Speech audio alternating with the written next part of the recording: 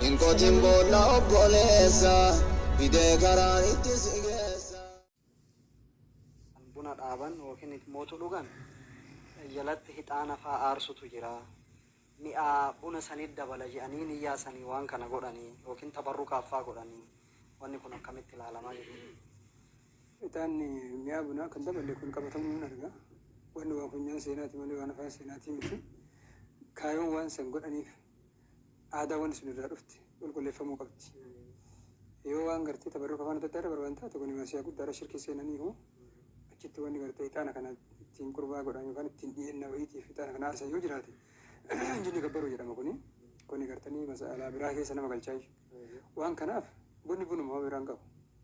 Waan gartee shaayii illee ta'u bunallee ta'u waan ho'ifatanii dhugan malee addatti waan addatti isa qaddasanii jiran hin qabu. Haala akkasii san ilaalcha akkasii horatuun ammallee warra kaleessa xilii ta'e jedheetiin gartee bunuma kana dhadhaana kaayeeti jinniif qurbaana godhee isin eegasiisamu karaa akka nama dawaa namaa godhuu godhee immoo hafuura kanaan isii harkisee namatti garteetiin namoota rakkoo adda addaa uumuun addaan hin jirtu waan taateef gochoota kanarraa of fagaatuu qabanii wanni akkanaa hedduu wallaanarraa kaa'ee dalagama waan ta'eef waan akkasirraa fagaatamuu qaba. Ixaanni waan ixaana wal qabataatii miti kuni inni waan bunaa wal qabataatii miti yoo ergaa akkasii qabaate yoo ammoo lakki naannoo qulqullee qilleensa naannoo eeggatuudhaaf fakkeenyaaf warri buna daddalagu kunfaa bakkeen itti dalagu hundi bakka foolii qabdu fa'aa taatee foolii kana balleessuuf urgeessuudhaaf mana kana bareechisuuf waan akkanatti godhan rakkoon qabu. Kaayoon ixaana sanuma yaasuma. Kaayoon ixaana akkasuma nama urgeessuudha. Waan takka waan biraa. Asirratti dabalatamu ammas bunumaa wal qabate warruma akka shuruuxatitti godhee dhuguudhaaf osoo irratti qahwaa jabaa sa'aadaa jabaa jedhanii asii jabaa jedhanii kennaniit achi du'aayin as godhamu malee bunni kun hin qicamu. Maaltu irraa jabaamu? Kanaafuu wanni inni jabaa wayiitu hin jiru. Wanni jabaa isa godhu bismillah jedhanii tolu. Wanni qahwaa jabaa godhu bismillah jechuun malee jechaa wanni ta'an jirtu du'aayin ammallee bakka sanitti shartu bid'aadha walan. Du'aayin maas ma'asurri buna walitti qabsiisanii yoo godhamte otoo du'aayin qulqulluyyuu ka godhu taate bid'aadha. Maaliif bakkee itti godhe waan taateef. Du'aayin ta mutlaqaa jirti. Tabakkee qabdu jirti. Ta inni bakkee addatti itti godhatu ammoo tabakkee nabi ittiin godhin rabbi ittiin godhin tun aslanitti odoo du'aa silaa rasuulli alayhi salaatu wassalaam isaanirraa naqqalamte iyyuu kadhate bid'aadha. Maal hayyaa ka jabaa fi qabaa fi kanaa waan inni laa mahala laa mina shari'a. Namoonni hedduun wayita qahwaa yookiin immootu buna dhugan buna dhaaban akkamitti ilaalama ilaalcha shari'aatiin waan jedhu gaafata. بسم الله الحمد لله والصلاة والسلام على رسول الله وعلى آله وصحبه وله وبعد. حكمين نكاح بالبلان الأولى ولماني قرتي سرتي ولاقاتي في ضوابط يكان ولاقاي ساكايان تجرى سنكيسا وني قرتني نكاح كيستي برباتشسو والدقوني سكيستي أرقمو دقودا سقالين waliyyi yookaan sagalee namootiin hoyyuu abbaa mijiyyoo ta'ee nama gartee mijiyyoo irraa bakka bu'u bakka jiran sanitti ragaa guutuu wajjin waan silaa ulaagaan nikaaha qabu hunda guuttatee sagaleen gamaa gamanaa warra wal beekuu fi warra gartanii wanni kana keessatti shakkiin takka jirre yoo ta'u taate homaa rakkinnan qabu jedhu lamaanii ulaagaan isaa guutame taanaan jechuudha. Ulaagaan nikaahaa wanni biraa akka garteetiin silaa guutamuu qabu hundi waan wal hubannaatii fi والدقينسي سكيسا شكيني قرتي والدقينسا كيس جراتو بانانين ركون كبو جان قرتي لكيني بالبلان انتهاجان كنافو ركنا نقفو واني ايقتمو قباموهو واني سابا قرتي تنين بالبلا كنافي وكان كراما وانا داداتين ارقما جرو والدقوتو كيستي ملتا جرا سورة نما تكوتين إنما كانت قرتي بجيوتنا بربادة جراني سقالي نما تكوتين ملساني ايقاسي كنكاهي دامو في مكان نما الكاهي في لنا براته namni garteetiin akkana irratti hedduun waldaguun akkana argamaa jirti jechuudha. Gaafiin gaa'imma kana fakkaatu irraa maaltu argame waan tokkoon dubbatama.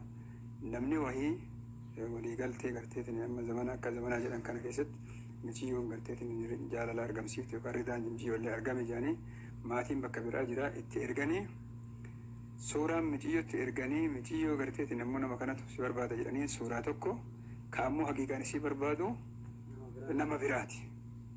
Maqaan ofii kam haqiiqaan isii barbaadu sanii bifa kanaan gartanii ni kenne guutamee eega geeffameen boodatti gaafa gartee rabbi hin feene gurbaan gartee nikaaha dhugaan hidhate sun isii dura biyya ambaati irraa galee wayita inni maatii dubbisoo dhufu ka warri illee suuraa argee nikaaha jedhee fi nikaaha seeneef ka biraati ka ammoo dhufeetini warra gartee nikaahaaf dubbisu ka biraa ta'e. Wanni akkanaa dogoggora akkanaatu argamaa jira. Waan kanarraa of eeganii yookaan haalli akkanaa gartee keessaa qulqulluu haala kanarraa bilisa ta'u taate rakkinni hin qabu walumaa galatti. Hukmiin nikaaha bilbilaan hidhuu gaaffin deddeebi'ee gaafatamu tokko maali nashiidaan akkamitti ilaalamaa kana bira darbanii inumaayyuu muuziqaan halaala moo haraama jedhee nama gaafatullee arguu jalqabnee jirra. Waan nama ajabu muuziqaan halaalummaan jechuun koo haraamummaan isaa waan gaaffii keessa seenuu miti. Awalan آية قرآن كيستي ومن الناس من يشتري لهو الحديث ودودقو نما بتجر نما كيسا هو عبادة رب الرا نما دقت جيسجو ليضل الناس عن سبيل الله كرا رب الرا نما جلسوف نما كان بيتا تجر أجل قرآن كيستي صحابة الرسول عبد الله بن مسعود فان كان وقاف فسرا موسيقى تفسرا معازف يعني فسرا حديث أربعة حديث هيك دجر سنكيس حديث ما تكون سنيكاسي سيكون قوم يستحلون الحرى والحريرة والخمر والمعازف يعني في الدراتي وقا يرون قال قيامات رهات